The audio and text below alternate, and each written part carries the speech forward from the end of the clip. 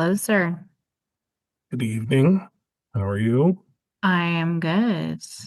I Excellent. am in beautiful Canmore in a hotel. I'm in beautiful Calgary in a basement. I should go Well, outside. I'm in the mountain. yeah, it's beautiful. You should go outside. I should, but it's getting late. I gotta speak tomorrow. I'm lazy when I Oh, get to hotels. I just like want to binge watch TV and binge on peanut butter and popcorn. And I have to go check and see because I can't find the popcorn that I really like, but I'm pretty sure there's a place down the road here that has it. So I might go there do. you go. If that's not going to get you to the hotel room, nothing is. Yeah. Yeah. So, how was the airport? Airport was amazing. People are crazy drivers, but it was perfectly timed and everybody ate in no problem. And I made it back here, and it's just a well-oiled machine. Like I'm running a tight ship over here. You go to the Really. airport a lot, a lot. I was thinking that I don't get paid to do it is the problem. Like I don't get mileage, I don't get reimbursed for gas. I'm just over there a lot. Oh yeah, I guess I could start charging because you drive me a lot. Guess I could start. Can I start charging you mileage just for everyday Start stuff that you don't want to drive? no, but for work, you certainly can. I saw that our oldest is home. Did she have any new stories from day camp today? Nothing crazy. The one child was fine. There was no, but she's it sounds like she's locked in a feud with a 9-year old, a different 9-year old. This little gentleman was not a good listener all day and kept touching the one display that they were not allowed to touch at all. So I think it crescendoed with her yelling at him that he had broken it. He had not, but he had broken it, and this was exactly what she warned him about. And why couldn't he just listen? To me, it really sounds like she's losing. Like I think the kid is winning right now, and we're on day two. So we'll see how it goes. We'll see how it Is goes. this the kid who talked about Chernobyl to Nope, scare different kid. That everybody? kid was cool. That kid was, Okay. was rolling today. Okay. Okay. Yeah. Plus, she got a sunburn. Oh, I hear her behind me. Oh, here she is. Oh, come closer to the microphone, child. Mother. Any Special guest new? for the intro today. Hello, mother. Hello. We're going to be talking to a financial guy. Yeah. Want us to take notes for you? That's okay. You don't care? Finance No, isn't in your bag? no, I'm brain dead. Brain dead. I've been beefing it with a 9-year-old all day. You got My to double tell me. beef. Mom, I just informed Mom that you're losing to a 9-year-old. Yeah, low-key a little bit, but that's okay. Yeah. It's okay, that's okay. Did anyone figure out your name? Yeah, a kid walked right up to me today and she's like, "You look like a Maya." I'm like, "Wow, that's crazy because my name isn't Maya." Nice. Yeah, Way to play it off. yeah. So Just now so you you know that we picked the right name. If little kids are like, that chick looks like a Maya, we picked that very well. Words are bad. Dude, we looked at you when you were a baby and said, that's a Maya. Somebody looked at you when you were a baby and went, "Andrew." Yeah, you met her. You met her, that woman. That's your grandmother. That's the lady that Yeah, did but it. imagine holding a baby and being like, "This would make a great Andrew." What? That's a great name. Same with Gary. Sometimes I think about that a lot. Like somebody looked at Grandpa and was like, "This infant is a Gary." He was born like in the 50s. So Still, lucky he didn't get named Cletus. He was from a farm in PEI. Can you imagine seeing a 2-year-old and it's like, "Oh, that's Gary."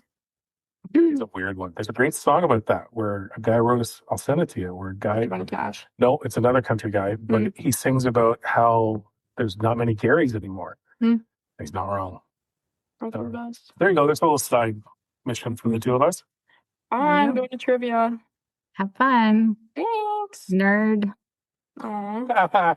History nerds say what? Yeah. Aw, have fun. Thanks, I will. How was your craft dinner? My craft dinner was divine, and Caitlin Clark called me. Oh, I just name dropped Caitlin Clark on the podcast twice. All Caitlin Clark. 40 people that might listen to this, it's fine. She's probably one of them. Probably. Hi, Caitlin Clark. Hi, Caitlin Clark. Okay. Bye. Well, yes. So fun stories every day from camp. First day, Chernobyl dude scaring all the other campers. No, it's like, yeah, that could be a conversation. Sounds like they're in a rhythm though. And so they have to make up their own naturey names, and she chose Rose, and the kids were calling her a liar. Now they're really going to call her a liar if they've like guessed her name. And she said they've been betrayed. They have been betrayed for sure. So today, I think it kind of goes, we've been talking about things that parents really should be teaching their kids that I think we leave to schools or we think that schools should be teaching. And really when we think about it, when we go back to pre-industrial revolution and even in indigenous like hunter-gatherer communities today, kids were meant to learn the skills to be contributing adults, right? Like, Yeah. so what are the skills for you to be an independent but contributing, interdependent adult in life? And even when you go back to today, in today's world, these hunter and gatherer communities, maybe they don't know quadratic equations. Maybe they don't can't read Shakespeare, but they know how to track animals, right? Yeah. Like they have the skills that they need to be successful adults. And there are stories of 3 and 4 year olds who know every plant, every tree, every edible thing, everything that's poisonous, and yeah, like different bird calls and how to track animals. Like it's quite fascinating. And so they're brilliant in their own way. But today we're talking about just financial literacy. And I think that that's something that does get to the wayside. I mean, you and I don't think are very financially savvy. We just kind of fly by the seat of our pants. I wish that we were better because we could probably be much better off and less stressed financially. But that's kind of what we're going to be talking about today. And I've got a guest, Vince Shorb. He's one of the he's American, one of the country's leading advocates for promoting financial literacy. He's a thought leader in teaching and scaling financial education programming. After spending 15 years in financial services, working one-on-one with more than 20,000 people, he founded the National Financial Educators Council. It's an organization dedicated to combating the financial literacy epidemic. And he's led this council in the development of 2,500 financial literacy programs and more than 80 financial literacy assets. And he's been featured in lots of different publications on US Today, CNBC, Yahoo Finance, Forbes, CNN Money, Market Watch, Fox Business, Huffington Post, Business Insider, lots of different things. So I think we've got a great insider here who can shed some light on this topic for us. Sounds great. Let's get to it. Hope you enjoy. Well, Vince, thanks so much for joining us on the show today. Why don't we have you start off by introducing yourself to the listeners? Good to meet you both, and glad to be here. I founded an organization here in 2006, the National Financial Educators Council, after 15 years in financial services and spending my high school years in the back of class, not studying what they were teaching me, but reading real estate books, investing books, entrepreneurship books. And so this really spoke to who I am as a person, even from a young man. And that change came when I had a conversation with my mom. I was a little burnt out with financial services, and she said, back in the day, you were always wondering why they're not teaching about money in schools. So for the last 20 years, I've been really focused on advancing this mission. Really, we serve all ages, but I think a big component of that is facilitating conversations with parents and their kids about money. I wish we had you in our life earlier. Our Yeah. kids are, well, now might be a good time, anyways. Yeah, I think that this is such an important topic because it's just not something that we address as parents, I don't think. And certainly, I know for myself, I'm pretty illiterate even as an adult in terms of all of this. I wish I had the interest that you did. So where do we start? What do you think is the most important thing, for parents to know to start off with? I think the biggest thing, and I talk to parents all the time, that feel that financial education is already taught within our public school system. Unless they have a very special school or special teacher, it's not being taught at a level that will help students make even the most basic financial decisions. So I think from that place is a good starting point. It's accepting that responsibility that nobody else is going to teach your kids but you, unless you find some mentor or something that can handle that. So I think that's a good first place, but I know parents are busy these days. It almost seems overwhelming. You mentioned something too. A lot of parents don't feel comfortable teaching it because maybe they didn't make the best moves and so forth, like a lot of us at different points in our life. But the fundamentals, the basics can be taught in a fairly easy and enjoyable way and really make a difference in our kids' lives. I think that's, yeah, so true. Just it's not being taught. I remember in Calm, we had like one day where we were looking at how much people made. I think that was about all. And maybe, put some money into RS. Somebody mentioned RESP or RSP, or I'm not sure what you call them in the States. Yeah, it varies. You don't need to know everything, but the problem is it's because they get into a lot of the details. Really, just to boil personal finance down to the basics, it's how to earn money and how to manage money, right? The ultimate goal is to save it, right? So if we take away all the complexities, that's what it is. How do we earn money? How do we help our kids develop a strong work ethic? How do we manage that money so our expenses are down so we can save money, and then we can get into the more fancy investments and things like that. Yeah. And learn how to do taxes. I know in math, I found out, so we've got dashes. So in high school, dash one is for the academic. If you're doing good in math, you learn polynomials, quadratic equations, all of that stuff. Then there's dash two, dash three, dash four. Kids will say the dash, well, even twos, threes, and fours are the dumb kids. But dash four, they learn how to do their taxes. Nobody goes into dash four. Like that's not part of the regular curriculum. So where do we start? It sounds sort of basic, but I think parents would be like, okay, it sounds great. Where would we get started? You say for parents, just developing a system where you're able to regularly review finances with your kids. I really think a good backbone of that is a chore system, helping them develop a strong work ethic, helping them connect. You need to work to earn, to be able to buy stuff. And I think that's a foundation. And you mentioned on an earlier podcast where you talked about brainstorming with your children. A lot of people, parents out there, tell them, hey, you're doing these chores. But I like your idea of brainstorming with children where you say, hey, this is what needs to get done, right? What interests you? What may be the path you want to go to help this family out and be a contributing member, right? And with each of those tasks, there's a financial reward associated with that. And each month we can sit down, pay our children. Now, each age group varies. Okay, so let me work with like a freshman, but to simplify it for younger ages. So, there are certain chores you get paid on a monthly basis. You sit down and have that conversation. When you're paying them that chore money, you're doing the things like real life, taking some out for taxes, taking some out for the car, taking some out for utilities. It's like the training wheels of a bike. When I moved out on my own, I didn't realize you had to pay all these different things. So by exposing them to not only earning, but managing money, putting money away for the long term, and instead of having kids ask you for things and you buying it at the store, they're using their own money, so they're developing a understanding of opportunity cost. It can be fun. It can be challenging. It can create some extra stress and friction, but I think it's a great opportunity to help kids build a strong work ethic and the fundamentals that they need that will carry them through life. Oh, that's such a good idea. We did something similar to that, hey Andy, with jars.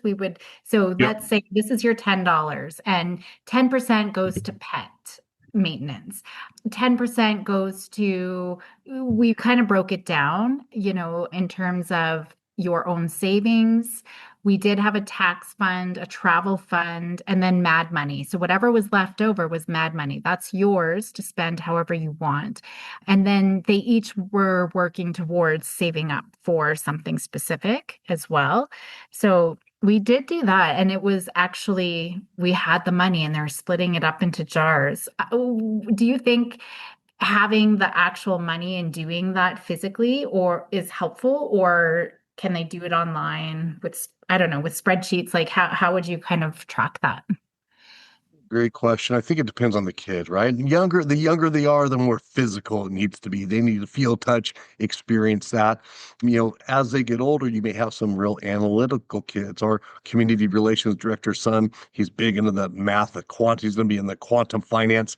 He did spreadsheets since he's like in the fifth grade, right? So he likes that. Her other son likes a different type of form of that hard worker, and they do things differently. So I think it really varies what works for the family and what works for the individual kids as they go through these various life stages. But the reality is, there's no right or wrong way. It's just a matter of implementing something on a timely and a regular basis, having those conversations and helping them develop the fundamentals. Okay. And part of that, would you have them like balancing a checkbook or anything like that with it? Checkbooks are a little outdated, Yeah. but maybe an online ledger, anything like that. And a lot of these younger kids are getting younger and younger with their comfort with technology, right? So I think it needs to balance between the parents' comfort level and also the kids. Sometimes the kids are a little more advanced than parents these days. So maybe meet in the middle there. And you can test a few things, right? It's about a conversation.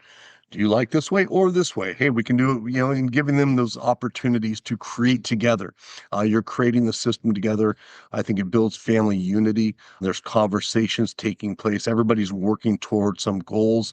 And I think having the parents also including, hey, what they're trying to achieve financially and having those discussions at regular times helps to make it feel like the kids are helping the parents as well, maybe pick up some new technology or some new things and helping the overall family unit work toward a stronger position. Okay. So would having like we're not great at this. We've done it maybe 3 times in our life where we sit down and go through a budget, what's in and what's out every month. But would it be helpful to have kids involved in that too? Just looking at the whole households and, like this is what we're spending on groceries and this is what we're spending on insurance and this is what would doing that, or would that be too much? I think parents and individuals that feel comfortable doing that should do so. It's an eye-opening experience, even extending beyond that, bringing the kids into professional financial discussions. Maybe they're not in for the big things if you're meeting with your financial advisor, but maybe in the introduction and the ending. But anytime you can bring them into the bank, opening up accounts, having them involved in any type of conversation is a good thing. Even talking with people about career paths, maybe family friends. Hey, James over here is in construction. What's that like? What's the income like? And having those discussions, even in the extended family, I think is good because a big part of financial education is also the earning money side. And career exploration is absolutely not done at school. They send you to college and say, figure it out when you're paying 5, 10, 20 grand a year. And many kids don't. So I think that career exploration could be a really fun thing. We could bring other people in, grandparents, aunts, uncles, family, friends. Hey, tell them what you do, so we can make it fun and engaging and helping them learn the income side of things, because if there's no income, there's nothing to manage. Right. Yeah, absolutely. Is there other things that you would get parents to do as well on top of everything that we've talked about already? Yeah, I think there's daily things you could do on a regular basis just to facilitate that when you're out shopping, having some comparison shopping. Why am I buying this versus this, right? Little things. Oh, gas prices went up this much. So here's how much it cost me more. Getting into those conversations. Even little things like for younger kids, these challenges are fun as well, where maybe you're doing, looking at the electricity bill. Hey, here's what we're paying for lights. Here's the bill. Here's what the bill was last year at this time. Let's work together and have a challenge. If we cut the bill down X number of dollars, we'll go out for a family bowling night or something that brings a family together. And the funny thing is, the kids are often better at those challenges when there's challenges like, Mom, Dad, turn off the lights. We're not going to get this. So they're good at keeping those. Sometimes parents forget our habits because we're older, but the kids are into those things. Some kids, right? Every kid's different, but you can make it fun, engaging. Look for those teachable moments on a daily basis, because everything we're doing, there's a financial element to that. If we're driving, going to the store, using water, taking a shower, everything is impacting our finances. So there's plenty of opportunities for those teachable moments. Oh, I really like that. Yeah, I really like that. Yeah, I think it's interesting they were talking about some of the levels you can go to as well. Like I think one of the things, just the teachable moments is important, because I think when our oldest daughter was getting to the point where she wanted to get a car, we've always been pretty clear that we weren't just going to buy a car. We're not the type of family that just kind of hands it over like that. We think that there's merit in not the struggle, but the effort to get something or acquire something. But at first she wanted to buy my old truck. And so the exercise that we put in place was I created a checklist and I said, okay, here's everything you need to know about owning a vehicle, specifically a truck. I want you to go figure out what each one of these things costs and come back to me and tell me if you still want to do it. Because what I was trying to do in that instance was show there's the teachable moment was not just the purchase of the truck, which could have probably been done fairly easy, but it was the running of it, right? And so you've kind of touched on that, those teachable moments of of what does it take and what does it do in comparison to, right? Like thinking beyond just that immediate. Because I think that's one thing that we noticed with kids is that mad money goes pretty quick because there's no need to think beyond that, which is fine, right? As long as they've done the other pieces. But I think it's a really important lesson that it's not just sometimes about that initial purchase, it's teaching them to think beyond that so they understand the total cost of ownership of the thing that they're going to get, especially as they get older and it gets more complex, right? I love that example. It's, I think it's a few things are great about it. You're having her make that decision, go through that logic process. It's timely. There's some excitement to buy a car. And if you didn't do it, the schools didn't do it, who's going to do it? Likely a car salesman. And Yeah. they're not too concerned with, I love car salesmen, but they're not too concerned with somebody's finances. It's like, They want okay, it hey, off if the you can lot, afford right? They're more 300, concerned about their finances. That's what they're concerned about, is making that commission for them. And that was it, right? It was funny because everything was kind of okay. And you already mentioned it. It was when she got to how much it cost to fill and run the truck specifically, that was where that conversation died. And the nice thing about it was it was a less emotional way of trying to get them to see the direction that you should have them go without telling them yes or no, right? And in the end, she ended up buying a small little 4-cylinder Mustang that barely has 80 horsepower, but is cheap to fill and gets her where she needs to go, which is, again, at the stage of life that she's at, the perfect decision that we didn't have to make for her. She was able to learn that and put it on there herself, right? That's great. And you didn't tell her where there's going to be some battle, some controversy. And no, I want the, that's a great way to go about it. I think it's a perfect example right there. Are there things, just thinking about her, she's going into her third year of university now, but maybe for other parents who can learn from our mistakes, like just thinking about setting herself up for success as an adult when she's done school, i.e., like how to build her line of credit. And, if she's got money, should she still get a student loan and then pay it back? Because I don't know if it's like this in the States, but in Canada, if you get a student loan, you don't have to pay interest until you're done, like until you've graduated. So I don't know if there's like ins and outs and little secrets and tips like that, because I think kids graduating high school are just so overwhelmed with this financial side of things and just those little things that they don't know about or think about. Yeah, I think it's a universal where at least the academic system, most countries, from an early age, they're always saying college, college, college. That's always the end goal. It's not life and being able to live a fulfilling life, meet your basic human needs. It's always college. You need college to get to that end goal. And, again, there's no career exploration or anything. Do they need college before they're starting to get into debt? So I think a lot of conversations between that sophomore and senior year are critical to see if that's the best route for them to go. And if it is, right, then we're shopping on colleges based on ROI, not what's coolest.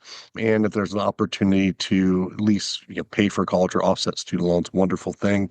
Similar here in the U.S. With federal-backed student loans, you don't need to. You're not earning accruing interest when you're going to school, and that's why a lot of these youth, at the end of their 4 or 5 years, whatever it takes them to get through, they're going back into grad school because they're really hit with this repayment, right?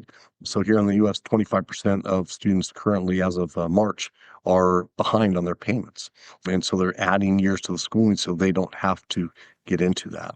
So it is very problematic, but as long as she has a plan, hey, if she's comfortable with knowing I'm not accruing any interest, I'm saving money, earning, maybe a small return there, and I have some safety net and pay it all at the end to avoid that. That's a smart play. I mean, it just depends on risk and where that comfort is. But I think the really key thing is for youth early to find a path they want to go. Really ask themselves, what's going to be the best way to develop the skills and experience I need to meet my basic human needs and fulfill my goals in life. Is college that path for me?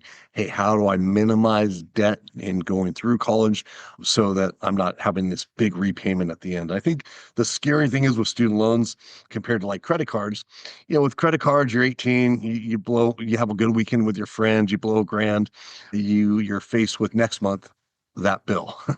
You have to pay it back. So it's a fairly near term painful event when you open that. It's like, damn, what did I do? With college, that near term pain never occurs. That pain occurs when you get that first bill at the end. You're like, oh my gosh, what did I get myself into?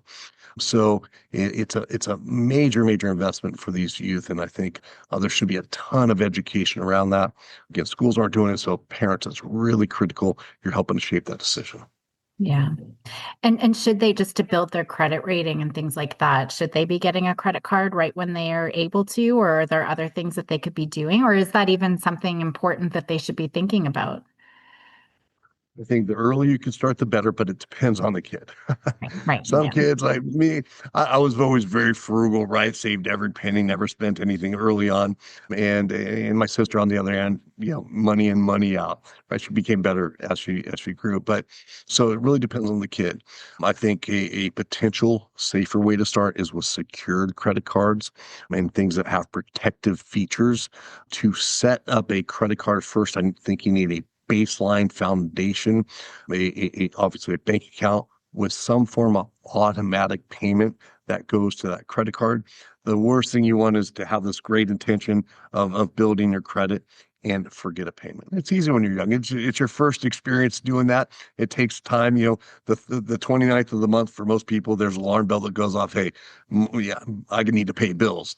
But for kids, they don't have that alarm bell in place yet. They haven't been around enough. So making sure that they have the systems, processes, and procedures in place is key. So financial education isn't just knowledge about money the way we see it. It's having, hey, the systems, maybe some team members, people you can go to for those questions, making sure they have the confidence to execute. I've talked with people that are investing big amounts of money that were confident when markets were going good, but when it turned against them, they were not confident and they made bad decisions. So they're in the behaviors, right? Are they prone to overspending if they get this magic gold credit card that they can buy anything at their whim? So I guess going back to your question, depends on the kid, depends on the system, process, procedures they have in place to protect it. Hmm. I feel like I've maybe veered things in, just out of my own curiosity. Is there anything else that you think is really important for parents to know in terms of this financial literacy? Yeah, I would say, the key thing is it's interesting. I look at like the education system over time. Over 2,000 years is pretty much the same. Parents training kids for, either working or they'd find somebody in their community. They did some apprenticeship, but it was always focused on having them be a contributing member of that family household unit and developing skill sets that translate directly to them being able to survive. With the birth of modern education in the 1850s, that completely went out the window. Hey, now everybody has to learn literature, chemistry, biology, and most topics disenfranchise 90% of the kids in there, and they're not going down that path. So I just think it's important for parents to realize, hey, we've gotten away from the traditional way education happened. And I think, maybe swinging back around, at least putting some thought, every parent can make their own decision, but, how can you get back to the roots of what parenting was? Because the consequences, they're severe, right? I know people that are in their 40s that are living at home with their parents. They made some simple mistakes. They kept getting behind, getting behind. A big one, college debt, turns into credit card debt, turns into issues there that are very hard to recover from if you have to pay rent and food and all that stuff. So it can be, some simple mistakes can really turn into a life, I'll say, 5, 10, 20 years, even a lifetime of consequences very easily. And this is especially true of youth that grow up from economically distressed households where they don't really have a fallback plan. Like if they get into a $500 mistake, maybe their parents don't have it. And so things can happen very early, or maybe they're draining the family's resources. Maybe the mom and aunt and friends, they contribute to get them out of that mess. But if they don't, it can lead them down a early path that gets them into trouble. I think it's beneficial for 100% of youth, but I think from the low to even the mid, so the say the bottom 70% of people in our respective countries, that where that $500,000 can be really impact their overall financial situation. It is critical. The consequences are too severe, and we all want happy, healthy kid that's being able to live their dreams and a fulfilling life. And I think if we take that responsibility as a parent, I know we're working many jobs and very busy, but taking those action steps, it could be a really good thing for not only the kid, but for the family. Hmm. Yeah, absolutely. And it's really interesting because I think, from my own personal experience, there's there's an educational piece that you're talking about the parents, but I mean, I grew up with parents that weren't terribly financially literate, right? So the lessons that I learned came, to your point, came directly from them, but they weren't really lessons, right? It was their relationship with money was different than other people that were more, I guess, deliberate with how they interacted with money, right? And so I think that's a key takeaway is in terms of doesn't matter where you start out as a parent, you need to be specific in what you're trying to teach, and then from there, if it's not something you were taught yourself, figure it out and model it and do it with them at the same time, right? To model the behavior that the healthy relationship that they should have with it. Well, it's Yeah, so really funny great. because I think our parents were very different. My mom we have $20.05 in the bank. So we cannot have any, like, this is going to, literally every penny was counted. And I just think I haven't actually I can't remember where it was, some book, I'm sure one of you guys know, but it was just like the Million Dollar Neighbor or something. It's just like people who are making minimum wage, but they're frugal and they're, and over time they're millionaires. My parents, I feel like, were like that. They were so good with money, paid off their mortgage by the time they were 45, and like they're just set versus your parents, but in both situations, neither of us, like, my mom was so good, she was a financial planner and helped people with investment. I never got taught those lessons, and so we just floated, and we're still floating. I mean, we're 50 years old and still floating through life with no clue at all. So now, like, we're not guiding our children either. So yeah, I think that this is really important, really, really important. Yeah, The Millionaire Next Door, great book, and I think it shows the opportunity out there. I mean, I think, I have one side of my family very risk averse, very frugal. The other side, big risk taker. So it's kind of a blend. And I see that in myself every day. So we do pick up things, but I think it's always better.